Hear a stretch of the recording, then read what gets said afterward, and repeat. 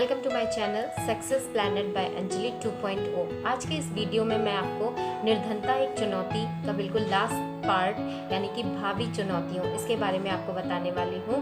इससे पहले मैंने आपको निर्धनता क्या है और असुरक्षित समूह और बहुत सारी ऐसी निर्धनता के कारण इसके सारे टॉपिक्स को क्लियर कर दिया है। जो लोग मेरे इस चैनल को देखते हैं उन लोगों को सारे ही आपको वीडियोस मिल चुके होंगे।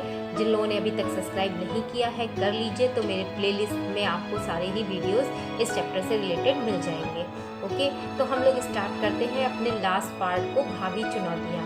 यहाँ पर हम निर्धनता की बात कर रहे हैं और निर्धनता हमारे लिए यानी कि भारत देश के लिए एक बहुत बड़ी चुनौती है और हमारे विकास में एक बहुत बड़ा बाधक का काम करती है। इसके लिए भावी चुनौतियां हमारे सामने क्या हैं कि सबसे पहले तो हम निर्धनता की बात कर लें कि कैसी निर्धनता, सामाजिक और आर्थिक समूह जो है कुछ ऐसे जो बहुत ही असुरक्षित हैं। जैसे सामाजिक तौर पर अगर हम फॉर एग्जांपल देखें तो जाति व्यवस्था में कुछ जातियों पर काफ़ी समस्याएं हैं जिनके उत्थान की ज़रूरत है।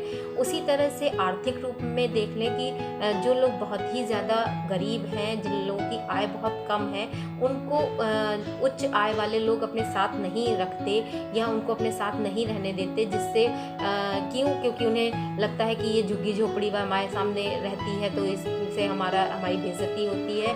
उनके स्तर को सुधारने के लिए जब कोई व्यक्ति किसी ऐसे व्यक्ति के साथ रहता है कि जिसकी आय ज़्यादा है तो इंसान उसको देखकर अपने आप को भी बढ़ावा देता है और अपने आप का भी विकास करने की कोशिश करता है। लेकिन क्योंकि इन आर्थिक समूहों को इन दूसरे समूहों से अलग कर दिया जाता है जिसकी वजह से उनका विकास जो है वो धीमा पड़ जाता है। तो ये कुछ ऐसी चुनौतियां हैं जो भविष्य में देखने को मिलेंगी। और उसके अलावा कि हमारी जो और समस्या ये है कि यहाँ पर केवल सरकार के द्वारा या सभी के द्वारा आय के द्वारा न्यूनतम आवश्यकताओं की पूर्ति की बात की जा रही है कि किसी भी तरह से निर्धनता को कम करने के लिए न्यूनतम आय इतनी हो कि लोग अपनी मूलभूत आवश्यकताओं को पूरा कर सके। लेकिन मूलभूत आवश्यकताओं के अलावा भी होता है कि इंसान उतना कमा सके कि अपनी इच्छाओं की पूर्ति कर सके, क्योंकि मानव जीवन में इच्छाएं बहुत ज़्यादा महत्व रखती हैं। इच्छाएं हर व्यक्ति की होती हैं और वो न केवल न्यूनतम जीवन स्तर पर रहना चाहता है बल्कि अपनी इच्छाओं को भी पूर्ति करना चाहता है। अब इन चीज़ों के आगे अगर हम बढ़ें कि अगर हम देखें कि हमारे सामने भावी चुनौतियाँ क्या हैं, तो भावी चुनौतियाँ ये है कि सार्वजनीन निःशुल्क साक्षरता की व्यवस्था हो सके। उसी तरह से स्वास्थ्य सुविधाएं हर एक व्यक्ति तक, हर एक गांव तक पहुंच सके, इसके लिए सरकार प्रयास कर रही है।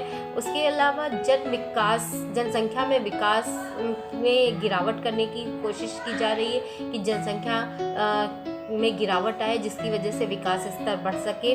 महिलाओं को समाज में समानता की कोशिश की जा रही कि उन्हें दी जाए, जिसकी वजह से काफ़ी महिलाओं के लिए आरक्षित की गई सीटें, आरक्षित की गई शिक्षा में या जॉब्स में। लेकिन फिर भी महिलाओं की स्थिति नहीं सुधर पा रही है, तो उसके लिए भी कोशिशें की जाएं, ये भावी चुनौतियों में आता है।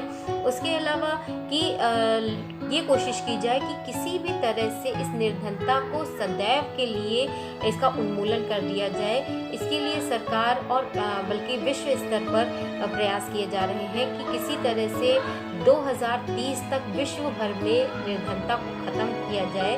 और फिर जो हमारे सामने भावी चुनौतियाँ आएंगी कि हाँ, एक बार निर्धनता ख़त्म हो गई उसके बाद महिलाओं को समानता का अवसर मिलने लगे, सभी तक शिक्षा पहुंच सके और शिक्षा में ऐसी व्यवस्थाएं हो कि जैसे कि तकनीकी शिक्षा को बढ़ावा दिया जाए, क्योंकि तकनीकी शिक्षा से मानव संसाधन में निवेश करने से विकास बहुत तेज़ी से होता है।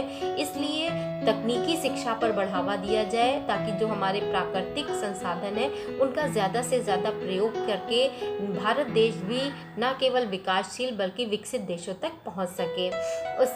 इन सब चीज़ों को ध्यान में रखते हुए ये भावी चुनौतियाँ हमारे सामने हैं। मैंने इस चैप्टर में आपको ये सारी चीज़ें समझा दी कि निर्धनता के कारण क्या है, उनका किस तरह से उन्मूलन किया जाए, सरकार द्वारा अभी तक क्या क्या योजनाएं चलाई गई हैं, मेनली ग्रामीण क्षेत्रों में और शहरी क्षेत्रों में रोजगार के बहुत से अवसर सरकार ने प्रदान करवाए हैं। असुरक्षित समूहों को सुरक्षित करने के लिए आरक्षण व्यवस्था लाई गई है, न केवल जाति के आधार पर जो असुरक्षित है, बल्कि जैसे महिला और पुरुष में भी महिलाओं को आरक्षित किया गया है ताकि उनको विकास करने में सहायता मिल सके। लड़कियों की जो शिक्षा है उसमें उन्हें आरक्षण मिलता है, फ्री निःशुल्क शिक्षा की व्यवस्था की गई है। ये सारी चुनौतियों को पूरा करते करते 2030 तक निर्धनता को पूरी तरह से ख़त्म करने की कोशिश की जा रही है। अब निर्धनता एक ऐसी चीज़ है जिसे हम पढ़ सकते हैं लेकिन समझ तभी सकते हैं जब ऐसी स्थिति से गुजरे। तो ऐसा नहीं मैं कह रही हूँ कि कोई निर्धन हो, लेकिन इस चीज़ को तभी लोग समझ सकते हैं जब इस तरह की चीज़ को फीलिंग जब उसके अंदर ऐसी आती है, तभी इस चीज़ को समझा जा सकता है। बाकी पढ़ के बुद्धिजीवियों और जो सामाजिक वैज्ञानिक हैं, उन्होंने हमें इस चीज़ को समझाने की कोशिश तो की है और बहुत कुछ हमने निर्धनता को समझा भी है, उसके उन्मूलन के तरीके भी हमने जाने और समझे हैं, लेकिन निर्धनता को समझना इतना आसान नहीं है।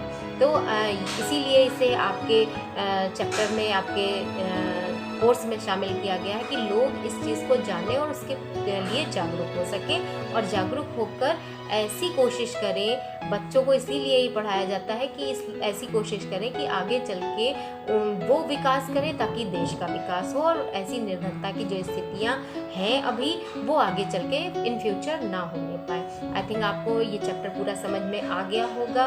सभी ने मेरे चैनल को सब्सक्राइब कर रखा है और जिन लोगों ने नहीं किया है वो लोग भी करें। शेयर करना चाहते हैं अगर आप किसी से मेरे चैनल को, तो शेयर का भी ऑप्शन जहाँ पर आप लाइक करते हैं वहाँ पर होता है, शेयर कर दें ताकि और लोग भी इसका फ़ायदा उठा सकें। और इस टाइम में जब ऑनलाइन क्लासेस चल रही हैं तो ज़्यादा से ज़्यादा बच्चे मेरे वीडियोस के द्वारा फ़ायदा उठा सकें। और जो SST को एक ऐसा सब्जेक्ट मानते हैं कि इसको ज़्यादा पढ़ने की ज़रूरत नहीं है, तो वो लोग थोड़ा पढ़कर भी ज़्यादा फ़ायदा उठाकर अच्छे नंबर्स ला सकते हैं।